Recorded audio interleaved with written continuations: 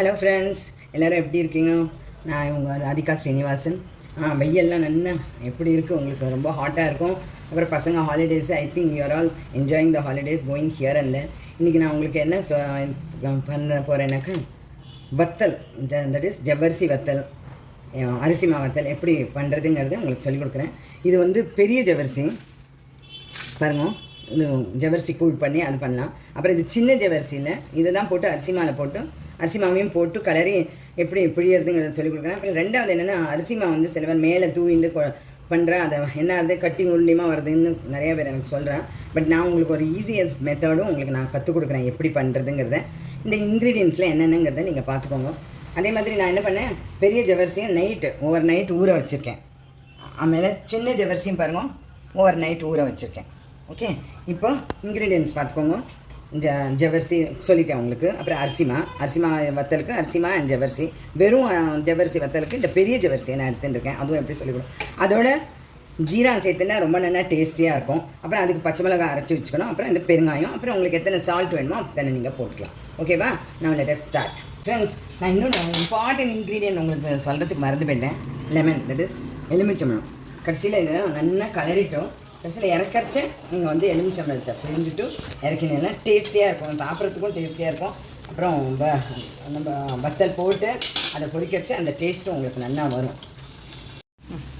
தண்ணி கொதிச்சுருக்கு, அதோட நான் அந்த ஜவ்வரிசியை போட்டுட்டேன்.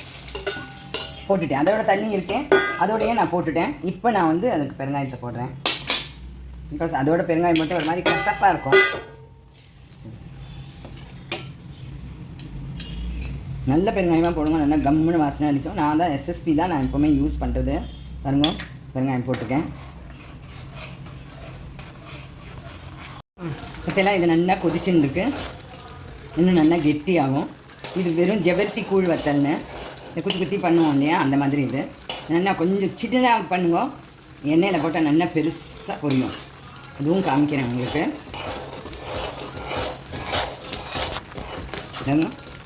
அதை நல்லா கொதிக்கிறது. இப்போ வந்து கொதிச்சுட்டு இருக்கச்ச இதுக்கு வந்து நான் வந்து பச்சை மிளகாய் போடுறேன். ஓகேவா? அப்புறம் இறக்கரிச்சே நீங்கள் வந்து எலுமிச்சம்பழத்தை பிழிஞ்சுக்கணும். எனக்கு எத்தனை வேணுமோ காரம் நான் போட்டிருக்கேன். அதே மாதிரி உங்களுக்கும் தெரியும், உப்பு காரம்னா உங்களுக்கு எவ்வளோ வேணுமோ அந்த அளவில் போடுவோம். எலுமிச்சம்பழத்தை இறக்கரிச்ச நீங்கள் பிழியலாம். பற்றியெல்லாம் இப்போ நல்லா கலரிட்டேன். கலரிட்டதுக்கப்புறம் இதுக்கு வந்து நீங்கள் ஒரு மூடி எலுமிச்சம்பழத்தை பிழிஞ்சுக்கணும்.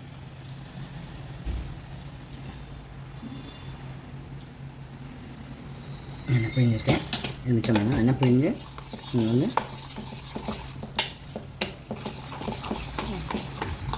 கொஞ்சம் வந்து இதை நம்ம குத்த போகிறோம். தட் இஸ் பிழிய போகிறதில்ல, இதை நம்ம குத்த போகிறோம். அதுக்கு கொஞ்சோண்டு இன்னும் கொஞ்சம் தண்ணி வேணால் சேர்த்துக்கலாம். நீங்கள் நான் வெந்நீர் தண்ணியை சேர்த்துட்டுருக்கேன்.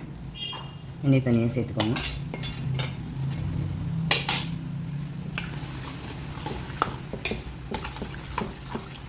மிக்ஸ் பண்ணிட்டேன்னா நான் மிக்ஸ் பண்ணிட்டேன் பாருங்க. அப்புறம் இதை எடுத்து ஒரு எக்ஸாம்பிளுக்கு உங்களுக்கு நான் காமிக்கிறேன்.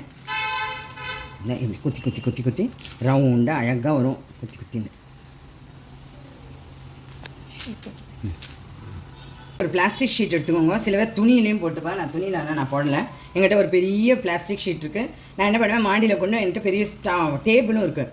அதுக்கு தகுந்தாப்பில் டேபிள் இருக்குது. அதில் வந்து பிளாஸ்டிக் ஷீட்டை வந்து போட்டுட்டு இந்த மாதிரி குத்தி இது பண்ணிட்டேன்னா 3 days நல்லா காயணும்.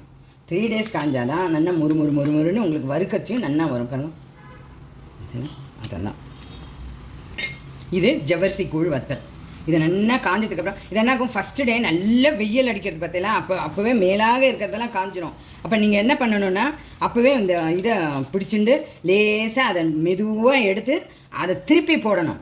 நீங்கள் 2 நாள் கழித்து போட்டேன்னா அவங்க அப்படியே நொறுங்கி போயிடும். ஏன்னா வெயிலில் ஜவ்வரிசி வத்தல் நல்லா காஞ்சிடுத்துன்னு வச்சுக்கோங்க, எடுக்கிறது ரொம்ப கஷ்டம். அதனால் ஃபஸ்ட்டு டே நல்லா வெயில் வந்திருக்கிறச்ச நல்லா காஞ்சதுக்கப்புறம் சாயங்காலமாக நீங்கள் அதை எடுத்து வைக்கிறச்ச பாருங்கள், உங்களால் அதை திருப்ப முடிஞ்சதுன்னா அதை மெதுவாக எடுத்து அதை திருப்பி போடுங்க. அப்போ தான் உங்களுக்கு ஈஸியாக இருக்கும் மறுநாள் எடுக்கிறதுக்கு. இல்லாட்டி நீங்கள் அப்படியே 3 நாளும் வச்சுட்டு 3ஆம் நாள் எடுத்தேன்னாக்கா அது சுக்கு நீரம் ஒடிஞ்சு போயிடும். ஏன்னா இப்போ வெயில் அப்படியே பயங்கரமாக அடிக்கிறது. ஓகேவா? ஓகே, நெக்ஸ்ட்டு நான் எப்படி அரிசி வத்தல் பண்ணுறதுங்கிறத உங்களுக்கு நான் காமிக்கிறேன். இப்போ பாருங்க, அரிசி வத்தல் எப்படி பண்ணுறதுங்கிறத உங்களுக்கு ஈஸி மெத்தட் சொல்லி கொடுக்குறேன். தண்ணி கொதிச்சுருக்கு. கொஞ்சம் வரைக்கும் உப்பு சால்ட்டு உங்களுக்கு எத்தனை ரொம்ப சால்ட் போடாதீங்க ஏன்னா உணரச்சே அது உப்பு இதாகும். ஸோ நான் ஒரு டீஸ்பூன் சால்ட் போட்டிருக்கேன். அது நல்லா மிக்ஸ் ஆகிடும். இப்போ நான் சின்ன ஜவரிசி எடுத்துகிட்டு இருக்கேன். பாருங்கள் எவ்வளோ சின்னதுன்னு. அது ராத்திரியே நான் ஊற வச்சாச்சு. இதை ஒரு கப் எடுத்துகிட்டு இருக்கேன். இதில் நான் போடுறேன். அதை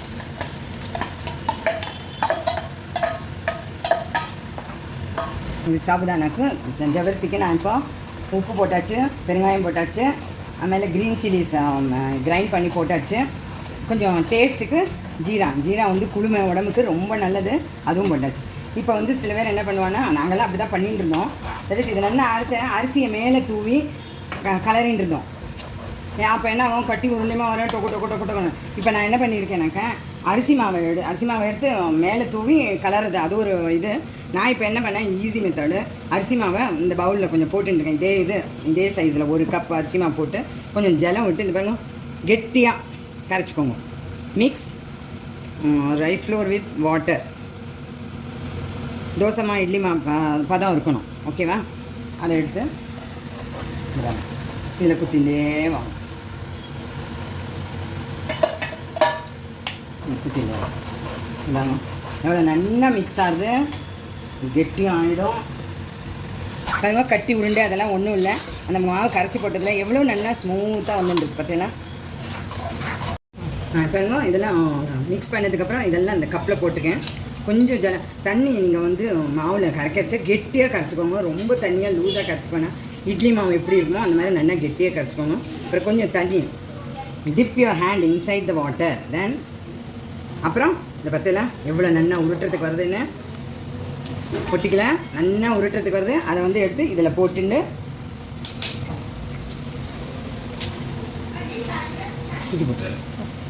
போட்டுன்னு இது நான் தேங்காய் வச்சு தான் பண்ணியிருந்துருக்கேன்.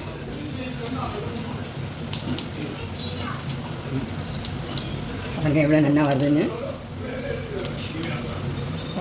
ஓகே, இதெல்லாம் சின்ன ஜவரிசி அப்புறம் பெரிய ஜவரிசி எல்லாம் ரொம்ப நல்லா காஞ்சிருத்தோம். அப்புறம் அரிசி வத்தலும் ரொம்ப நல்லா காஞ்சிருத்தோம். இதை நான் உங்களுக்கு எப்படி பொரிச்சு காமிக்கிறேன். இப்படி வந்து பார்த்தீங்கன்னா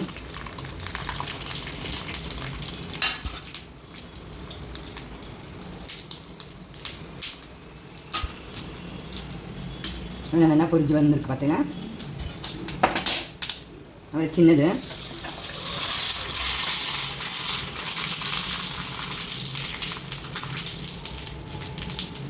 இது சின்னது. அப்புறம் இது வந்து அரிசி வத்தல். நல்லா பெருசாக வந்து பார்த்தீங்கன்னா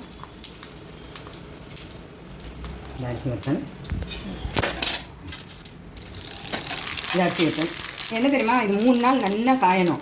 அதுக்கு முன்னாடி 2 நாள் காயறிச்சே நீங்கள் என்ன பண்ணுவோம், செகண்ட் டே போடுறச்ச அந்த வத்தலை திருப்பி போட்டுடுவோம். ஏன்னா மேலே வந்து சாஃப்டாக இருக்கும், காஞ்சிருக்காது. அப்போ நீங்கள் வந்து அடியில் வந்து காஞ்சிருக்காது, மேலே நல்லா காஞ்சிருக்கும். அடியில் காஞ்சது நீங்கள் தோசை திருப்பி மாதிரி திருப்பி போட்டேன்னு வச்சுக்கோங்க, நல்லா காஞ்சிரும். இப்போ நீங்கள் திருப்பி போடாமல் 3rd டே திருப்பிக்கலாம்னு நினச்சிட்டு பண்ணேன்னா உங்களுக்கு எல்லாம் சுக்கு நூறாக போயிடும்.